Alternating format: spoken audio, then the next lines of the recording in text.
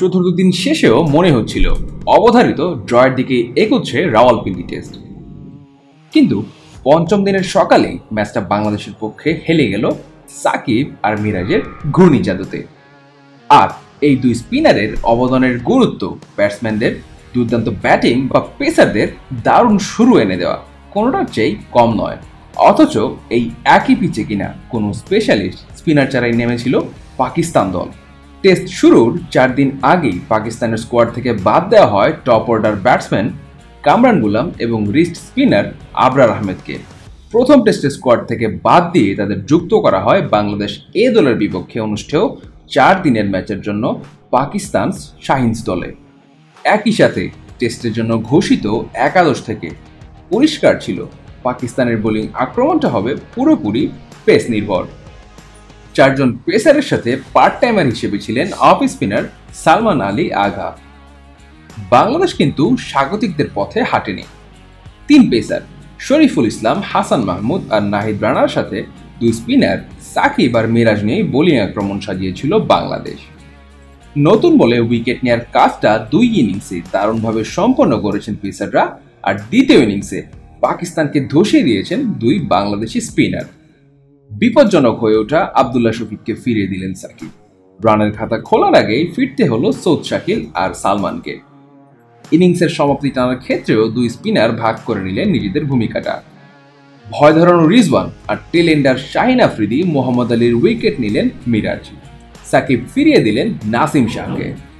সাকিবের 3 আর মিরাজের 4 উইকেট প্রাপ্তিতে বাংলাদেশের উদ্দেশ্যে মাত্র 30 রানের লক্ষ্য ছুড়ে দিতে পারল পাকিস্তান। কোনো উইকেট না হারিয়েই সেই লক্ষ্যে পৌঁছে যায় সফরকারীরা। সেই সাথে প্রথমবারের মতো টেস্টে পাকিস্তানকে হারায় বাংলাদেশ। আর হ্যাঁ, পাকিস্তানের মাটিতে স্পিনারদের গুরুত্বপূর্ণ ভূমিকায় ভর করে পাকিস্তানকে হারানো বাংলাদেশের spin bowling coach Mushtaq Ahmed বাড়তি কৃতিত্ব চাইতেই পারেন। পাকিস্তানি কিংবদন্তিকে ব্যবহার করে পাকিস্তানকে পরাজিত করা, কাটা দিয়ে কাটা তোলা বোধ হয় একেই বলে। কিন্তু প্রশ্নটা আসতেই পারে, স্বাগতিক দল হয়েও পিচের আচরণ পড়তে এমন ভুল কিভাবে করল পাকিস্তান, যেখানে এই মাঠে সর্বশেষ 3টা টেস্টে পেসারদের সাথে পাল্লা দিয়ে ভালো করেছেন স্পিনাররা। রাওয়ালপিন্ডিতে সর্বশেষ টেস্ট অনুষ্ঠিত হয়েছিল 2022 সালের ডিসেম্বরে। ইংল্যান্ডের বিপক্ষে রান বন্যার ওই টেস্টের 2 ইনিংসে মোট 6টা উইকেট পেয়েছিলেন পাকিস্তানের লেগ স্পিনার জাহিদ মাহমুদ। একই টেস্টের প্রথম ইনিংসে ইংরেজ স্পিনার উইল জ্যাকসও তুলেছিলেন 6টা উইকেট। ম্যাচটাও জিতেছিল ইংল্যান্ড। এর আগে 2022-এর মার্চে অস্ট্রেলিয়ার বিপক্ষে এই মাঠে মুখোমুখি হয়েছিল পাকিস্তান। ব্যাটসম্যানদের জন্য স্বর্গতুল্য ওই পিচে পুরো টেস্টে পড়েছিল মাত্র 13টা উইকেট। এই 13 উইকেটের মধ্যেও পাকিস্তানের বাহাতি স্পিনার নোমান আলী এক ইনিংসে তুলে নিয়েছিলেন 6 জন অজি ব্যাটারকে। আর ম্যাচের ফলাফলটা অবধারিতভাবেই ছিল ড্র। 2021-এর ফেব্রুয়ারিতে রাওয়ালপিন্ডিতে দক্ষিণ আফ্রিকার মুখোমুখি হয়েছিল পাকিস্তান। সেই ম্যাচেও বেশ সফল হয়েছিলেন স্পিনাররা। দক্ষিণ আফ্রিকার বাহাতি স্পিনার কেশব মহারাজ 2 ইনিংসে তুলেছিলেন 3টি করে উইকেট। আরেক বাহাতি জর্জ লিন্ডে প্রথম ইনিংসে উইকেট শূন্য থাকলেও দ্বিতীয় ইনিংসে পেয়ে যান 5 শেষ পর্যন্ত পাকিস্তান ম্যাচটা জিতেছিল 95 রানে।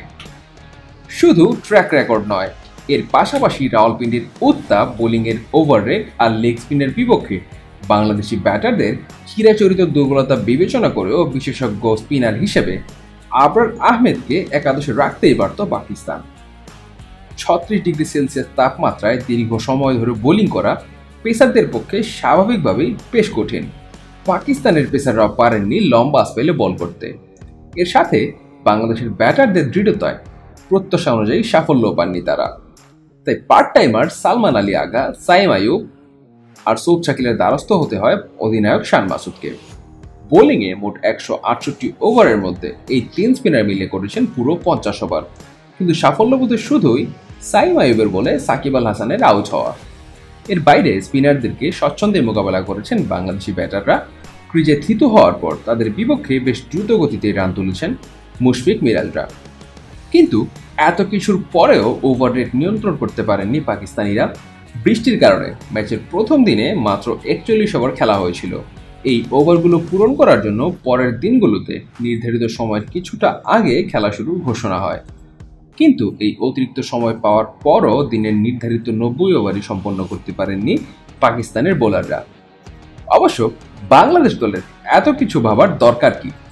প্রতিপক্ষ নিজেদের মাঠের পিচ করতে বা একাদশ নির্বাচনে ভুল করেছে, সেই সুযোগটাই তো 2 হাত ভরে নিয়েছে বাংলাদেশ।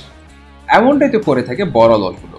আর কে জানে, হয়তো এই জয়টা ছিল বড় দল হয়ে ওঠার সিঁড়িতে নতুন বাংলাদেশের প্রথম পদক্ষেপ।